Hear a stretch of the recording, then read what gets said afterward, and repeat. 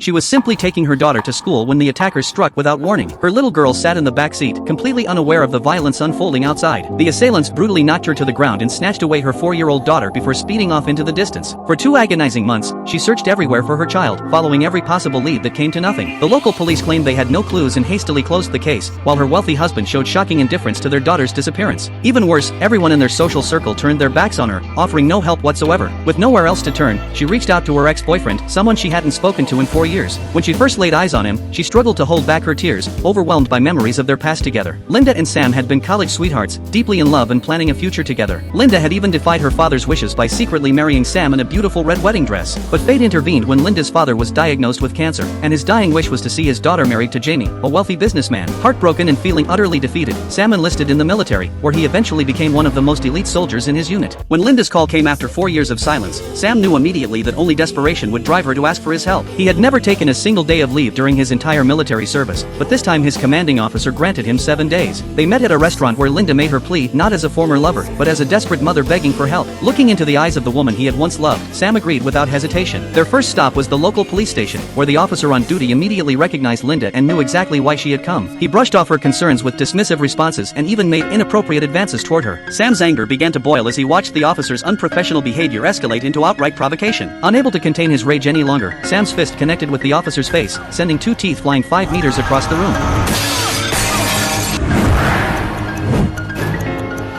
The officer, refusing to back down, grabbed Sam's shirt in retaliation. Sam responded with a precise submission hold, locking the man's shoulder in place. When another officer approached with a baton, Sam caught it barehanded with lightning reflexes. 2 more security guards rushed forward, but Sam leaped into the air with fluid grace. Time seemed to slow as his flying kick connected perfectly with his target's chin.